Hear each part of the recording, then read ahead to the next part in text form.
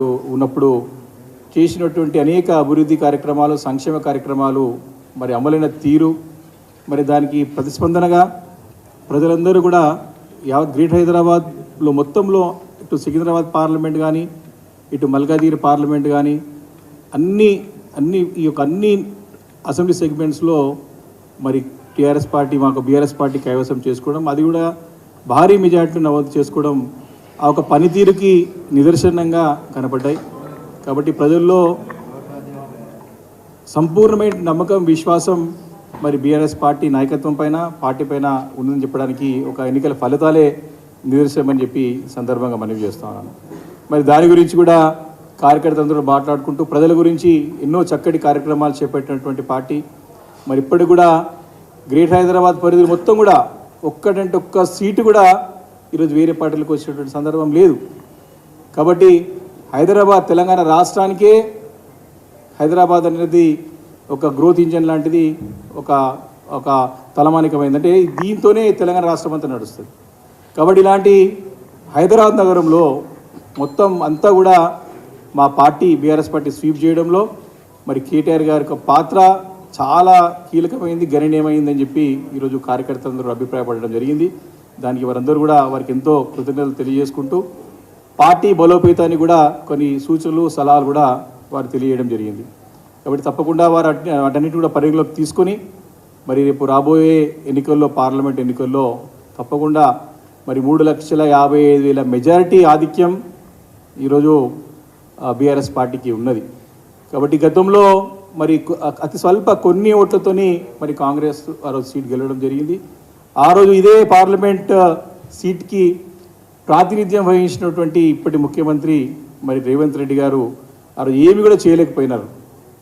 ఈరోజు వారి యొక్క సెగ్మెంట్లో ఇప్పుడు ఏ ఎన్నికలు జరిగినా సరే ఇక్కడ ఏం ఓట్లు వచ్చిన దాఖలు లేవు. ఆ రోజు నీకు ప్రజల గొంతుకనవుతాను, పార్లమెంట్లో పరిధిలో అనేక కార్యక్రమాలు చేపడతాను, మీ వాయిస్ వినపెడతానని చెప్పి ఆ రోజు మభ్యపెట్టి ప్రజల్ని మరి ఏదో రకంగా వారు మాయ చేసి వారు ఓట్లు వేయించుకొని ఎంపీ అయ్యి 5 సంవత్సరాలు ఏమీ చేయలేదు. నేను ఇప్పుడైనా ముఖ్యమంత్రి అయ్యారు కాబట్టి ఈ పార్లమెంట్ ఒక అభివృద్ధి పైన వారు చిన్న చూపు చూడకుండా వారి పార్టీకి సీట్ రాలేదని చెప్పి ఒక కక్కకుండా మరి యొక్క అభివృద్ధికి సహకరించాలని చెప్పేసి కూడా అక్కడ కార్యకర్తలతో కూడా అభిప్రాయపడడం జరిగింది. అంతేకాకుండా రేపు భవిష్యత్తులో అటు పార్లమెంట్ ఎన్నికల్లో ఇటు బీజేపీ పార్టీ, అటు కాంగ్రెస్ పార్టీ పన్నుతున్న కుట్రలను చూస్తూ ఉన్నాం. 2 పార్టీలు కలిసి మరి బీఆర్ఎస్ పార్టీని లేకుండా చేయాలని చెప్పి పన్నుతున్న కుట్రలు బహిర్గతం అవుతా ఉన్నాయి, రోజు రోజుకి ముందు పడుతూ ఉన్నాయి. ఈరోజు అలా స్పష్టంగా ఈరోజు కొన్ని పత్రికల్లో కానీ మరి అనేక ప్రత్యక్షంగా డైరెక్ట్గానే బీజేపీ పార్టీకి చెందిన నాయకులు డైరెక్ట్గా చెప్తా ఉన్నారు, మనం కలిసి ఉందాం, బీఆర్ఎస్ పార్టీని లేకుండా చేద్దాం, కేసీఆర్ గారి నాయకత్వం లేకుండా చేద్దాం, తెలంగాణ అస్తిత్వాన్ని చంపేద్దాము, తెలంగాణ లేకుండా చేద్దామని చెప్పేసి పడుతున్న కుట్రలు మరి ఒకటొకటి బయటపడుతూ ఉన్నాయి. కాబట్టి దాన్ని ప్రజలకు లోపుతో తీసుకెళ్లాలని చెప్పేసి కూడా ఈరోజు కార్యకర్తలందరూ కూడా పార్టీ అధిష్టానానికి తీసుకెళ్లడం జరిగింది.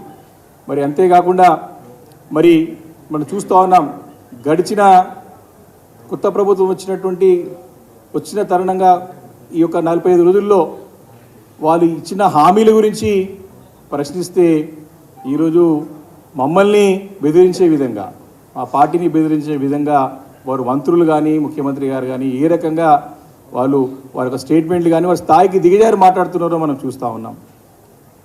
ఒకటి స్పష్టంగా తెలంగాణ రాష్ట్రంలో మరి 3వ ఎన్నికలైన తర్వాత ప్రజల యొక్క తీర్పుని గౌరవిస్తూ మేమందరం కూడా ప్రభుత్వానికి సహకరిస్తాం.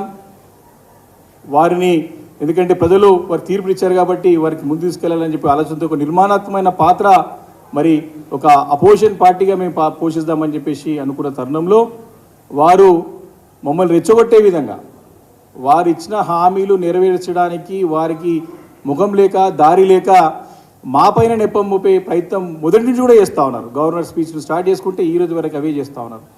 వారికి చిత్తశుద్ధి ఉంటే వారు ఇచ్చిన హామీలు నెరవేర్చడానికి ప్రయత్నం చేయాలి. కానీ తప్పులు ఎత్తి చూపి మరి గతంలో మరి ఈ రాష్ట్రాన్ని మరి అప్పుల పాలు చేశారనేటువంటి ఒక తప్పుడు ప్రయత్నం చేసి, ఒక తప్పుడు ఆరోపణ చేసి దాని యొక్క మరి అవి చూపి ఈ హామీలని ఎగ్గొట్టి ప్రయత్నం చేస్తామని చెప్పి స్పష్టంగా అర్థమవుతా ఉన్నది. మరి గతంలో ఇదే అసెంబ్లీలో మరి అపోజిషన్ పార్టీ లీడర్గా ఉన్నటువంటి మరి నాయకులు ఇప్పుడు ఫైనాన్స్ మినిస్టర్గా డిప్యూటీ సీఎం ఉన్నారు. ఆ రోజు రాష్ట్ర పరిస్థితుల గురించి వారికి ప్రతి ఒక్క అంశం పైన అవగాహన ఉన్నది. ప్రతి ఒక్క అంశం పైన వారికి సంపూర్ణంగా లోతైన అధ్యయనం అసెంబ్లీ చర్చలో ప్రతి ఒక్క బడ్జెట్ సమావేశంలో వారు ఉన్నారు. కాబట్టి తెలిసి వాళ్ళు చేశారా, ప్రజలను మోసగించడానికి చేశారా, లేకపోతే అధికారం రావడానికి అబద్ధాలు చెప్పారని చెప్పే ఒక సమయం ఆసన్నమైంది. కాబట్టి వాటన్నిటి కూడా తప్పుదో పెట్టడానికి ఈరోజు ప్రయత్నాలు చేస్తూ ఉన్నారు. కాబట్టి ఏదేమైనా సరే ఈ యొక్క పార్లమెంట్ ఎన్నికల నోటిఫికేషన్ వచ్చే లోపల వారు ఏ రకంగా దీన్ని కాలయాపన చేసి పోస్ట్పోన్ చేసి ఎలక్షన్ కోడ్ వచ్చింది కదా అని చెప్పి తప్పించుకునే ప్రయత్నం జరుగుతూ ఉంది. మళ్ళీ పార్లమెంట్లో గెలవాలని చెప్పేసి ప్రయత్నాలు జరుగుతూ ఉన్నాయి. మరి నిన్న కాక మొన్న ఈ 2 రోజుల్లో కొన్ని సర్వేలు వస్తూ ఉన్నాయి.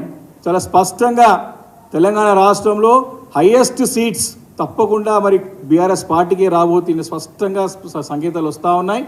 ఇప్పటికే ప్రజలు బాధపడుతూ ఉన్నారు. కేసీఆర్ గారి నాయకత్వాన్ని మేము కోల్పోయినామని బాధపడుతున్న గ్రామాల్లో ఇబ్బంది పడుతూ ఉన్నారు. తప్పకుండా మళ్ళీ అత్యధిక స్థానాలు తెలంగాణ రాష్ట్రంలో బీఆర్ఎస్ పార్టీ కేసీఆర్ గారి నాయకత్వంలో కేటీఆర్ గారి నాయకత్వంలో సాధించుకోబోతున్నామని చెప్పేసి కూడా ఈ సందర్భంగా మనవి చేస్తూ ఉన్నాను. మరి అంతేకాకుండా కార్యకర్తలందరూ కూడా గతంలో పదవుల గురించి కూడా కొన్ని చెప్పడం జరిగింది. మరి దాన్ని కూడా దృష్టిలో పెట్టుకొని మరి కేటీఆర్ గారు స్పష్టంగా మరి గ్రామ స్థాయి నుంచి కూడా క్షేత్ర స్థాయి నుంచి కూడా జిల్లా స్థాయి రాష్ట్ర స్థాయి వారికి మండల స్థాయి గ్రామ స్థాయిని స్టార్ట్ చేసుకుంటే మండల స్థాయి జిల్లా రాష్ట్ర స్థాయి వారికి అన్నీ కూడా పార్టీని పటిష్టపరచడానికి మరి ఒక పార్టీని బలోపేతం చేయడానికి కార్యకర్తలు ఇచ్చిన సూచనలను కూడా పరిగణలోకి తీసుకొని తప్పకుండా అన్ని కమిటీస్ కూడా త్వరలోనే ఫుల్ఫిల్ చేస్తామని చెప్పి కూడా చెప్పడం జరిగింది. దాని కార్యకర్తలందరూ కూడా సంతోషాన్ని కూడా వ్యక్తం చేసే సంగతి కూడా గుర్తు చేస్తూ ఉన్నాను. కాబట్టి ఈ పార్లమెంట్ ఎన్నికలకి తప్పకుండా బీఆర్ఎస్ పార్టీ సమెత్తంగా ఉన్నది. ఎప్పుడు ఎన్నికలు వచ్చినా సరే కాంగ్రెస్ పార్టీ చేసినటువంటి తప్పుడు ప్రచారాలని అబద్ధపు ప్రచారాలని వాటన్నిటి కూడా ఎత్తి చూపిపోతా ఉన్నామని చెప్పేసి కూడా ఈ సందర్భంగా మనవి చేసుకుంటూ మరి ఇప్పుడున్నటువంటి ప్రస్తుత ముఖ్యమంత్రి గారు రేవంత్ రెడ్డి గారు ఒక వ్యవహార శైలి కూడా మరి కార్యకర్తల్లో కానీ ప్రజల్లో కానీ వారు అసహించుకునే విధంగా వారు మాట్లాడుతూ ఉన్నారు. ఒక స్థాయిలో ఉన్న సంగతి మర్చిపోతూ ఉన్నారు. వారు ముఖ్యమంత్రి బాధ్యత చేపట్టిన సంగతి మర్చిపోయి ఇంకా కూడా వారు ఏదో గాలి మాటలు మాట్లాడుతూ ఉన్నారు. అది మంచి పద్ధతి కాదు. రాష్ట్రానికే కీడు చేసే విధంగా రాష్ట్రానికి అప్రతిష్టపాలు చేసే విధంగా వారి వ్యవహారం ఉన్నది. ఇప్పుడు కేవలం వారు ముఖ్యమంత్రి అనే సంగతి గుర్తుపెట్టుకొని ఆలోచన చేసి మరి దేశ విదేశాల్లో పర్యటన ఉన్నప్పుడు కూడా రాజకీయాలు మాట్లాడి అక్కసుగా ఒక్కుతా ఉన్నారు. అది మంచి పద్ధతి కాదు. అది మానుకోవాలని చెప్పేసి కూడా మరి నేను మా పార్టీ తరఫున అందరు కార్యకర్తలు అభిప్రాయపడ్డారు కాబట్టి వారికి నేను సూచిస్తా ఉన్నాను, సలహా ఇస్తా ఉన్నాను. మంచి పద్ధతి కాదు. మీరు విదేశాలకు వెళ్ళినప్పుడు రాష్ట్రానికి ఏ పెట్టుబడులు తీసుకొస్తారు, రాష్ట్రాన్ని ఏ మోడల్గా తయారు చేసుకుంటా ఉన్నారు, అక్కడ ఉన్నటువంటి మన ఎన్ఆర్ఎస్ ఇన్వెస్ట్మెంట్ తీసుకురావడానికి ప్రయత్నం చేయాలి తప్ప అక్కడ వాళ్ళకి ఓట్లు లేవు, సీట్లు లేవు, అక్కడెళ్ళి వారి దగ్గర రాజకీయాలు మాట్లాడే ప్రయత్నం చేస్తూ ఉన్నారు. కాబట్టి ఇవన్నిటిని కూడా ప్రజలు చాలా దగ్గరగా గమనిస్తూ ఉన్నారు. మేము వారికి సమయం ఇవ్వాలి కాబట్టి మేము ఓపికతో ఉన్నాం, సహనంతో ఉన్నాం. అడగాల్సిన బాధ్యత మా పైన ఉంది కాబట్టి అడుగుతూ ఉన్నాం. ఏం ధర్నాలు చేయట్లేము, రోడ్లు ఎక్కలేము, ఏం చేస్తలేం. మీరు చెప్పిన మాటలనే గుర్తు చేస్తూ ఉన్నాం. దానికే తట్టుకోలేక ఎగిరెగిరి పడుతూ ఉన్నారు ఈరోజు మంత్రులు కానీ మరి అటు ముఖ్యమంత్రి గారు కానీ ఉప ముఖ్యమంత్రి గారు కానీ. కాబట్టి మేము అడిగే మీరు చూస్తూ ఉన్నాం. 200 యూనిట్ల వరకు ఎలక్ట్రిసిటీ బిల్ కట్టొద్దని చెప్పేసి కోమటిరెడ్డి వెంకటరెడ్డి గారు నవంబర్లో చెప్పినారు. డిసెంబర్లో అప్పుడు పిసిసి అధ్యక్షుడు ప్రస్తుత ముఖ్యమంత్రి గారు చెప్పినారు. అదే మాటను కేటీఆర్ గారు గుర్తు చేస్తే ఇప్పుడున్న ఉప ముఖ్యమంత్రి గారు దాని విధ్వంసకరమైనటువంటి ఒక ఆలోచనగా దాన్ని చెప్పడం సరైన పద్ధతి కాదు. ప్రజలకి స్పష్టత ఇవ్వండి. మళ్ళీ మీ పార్టీ నాయకుడు కూర్చొని మీరేమో మీ ఉప ముఖ్యమంత్రి వారేమో ఇది మంచి పద్ధతి కాదంటారు. మరి మీ పార్టీకి సంబంధించిన నాయకులే మళ్ళీ మాట్లాడుతూ ఉన్నారు. మేమే చెప్తున్నాం కట్టొద్దని చెప్తా ఉన్నారు. ప్రజలని అయోమయం చేస్తూ ఉన్నారు, రాష్ట్రాన్ని అయోమయ పరిస్థితి చేస్తూ ఉన్నారు. కాబట్టి అలా కాకుండా మీరు సరైన పద్ధతి, మీరు స్పష్టమైనటువంటి దిశానిర్దేశం చేయండి. మీరు చేస్తారా చేయరా, చేస్తే ఎప్పటికప్పుడు చేస్తారు అది చెప్పాల్సిన విషయం మర్చిపోయి పక్కన పెట్టి మమ్మల్ని ఏదో 100 మీటర్లు లాంటి 100 మీటర్ల లోతున పాత పెడతారండి. కాబట్టి ఇది మంచి పద్ధతి కాదు. ప్రజాస్వామ్యంలో ప్రజలు తీర్పునిస్తారు, ప్రజలు తీర్పు గౌరవించాలి మనందరం కూడా. కాబట్టి వ్యక్తిగతంగా ఏదో ఆరోపణలు చేయాలని చెప్పి మీరు ఇచ్చే హామీలు నిలబెట్టుకోపోగా మా పైన నెప్పమొట్టే ప్రయత్నంలో భాగంగా రాజకీయంగా దీన్ని వాడుకొని మళ్ళీ పార్లమెంట్ ఎన్నికల్లో లబ్ధి ఉండడం అనే ప్రయత్నం మంచి పద్ధతి కాదు. కాబట్టి దీన్ని మానుకోవాలని చెప్పేసి కోరుతా ఉన్నాం. కార్యకర్తలు, మా పార్టీ కార్యకర్తలు, నాయకులందరూ కూడా చాలా ఓపికతోని, సహనంతోని చక్కగా ఉన్నారు. మేము పార్లమెంట్ ఎన్నికలకు వాస్తవాలతో ముందుకు పోతా ఉన్నాం. మేము ధర్నాలు చేయట్లేదు, మేమేం రోడ్లకు ఎక్కుతలేము, మేమేం బంధులు ప్రకటిస్తలేము. కేవలం మీరు చెప్పిన మాటలనే గుర్తు చేస్తున్నాం. అది కూడా మీరు అంటున్నారు కాబట్టి మేము చాలా ప్రతిపక్ష పార్టీగా ఒక కన్స్ట్రక్టివ్ రోల్ ప్లే చేద్దామని చెప్పేసి మా అధినేత కేసీఆర్ గారు మాకు స్పష్టంగా గతంలోనే ఆదేశాలు జారీ చేశారు. దానికి కట్టుబడే మేమందరం ఉన్నాం. కాబట్టి మీరు తప్పుడు విధాన ఆరోపణలు మానుకోవాలని చెప్పేసి కూడా మేము కాంగ్రెస్ పార్టీకి హెచ్చరిస్తూ ఉన్నాం. బీజేపీ పార్టీ కూడా ఈరోజు రామ మందిరాన్ని తమకు అనుకూలంగా మలుచుకునే ప్రయత్నం చేస్తూ ఉన్నారు. యావత్ భారతదేశంలో ఎక్కడ లేని విధంగా ఇక్కడనే వారు కొన్ని కొత్త మరి సాంప్రదాయాలు, సంస్కృతులను తీసుకొచ్చి దాన్ని ఓటు రూపంలో మలుచుకునే ప్రయత్నం చేస్తున్నారు. ప్రజలు దాన్ని గమనిస్తూ ఉన్నారు.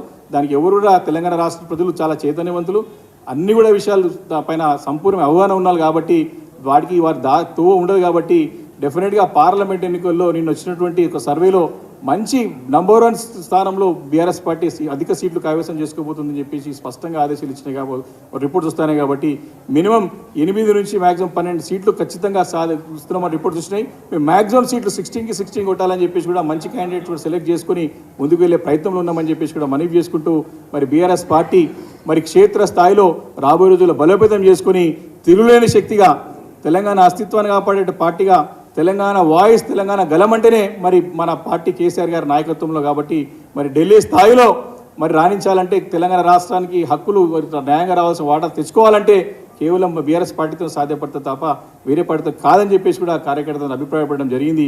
దానికి అనుగుణంగానే రేపు పని కూడా ప్రణాళిక రూపొందించుకొని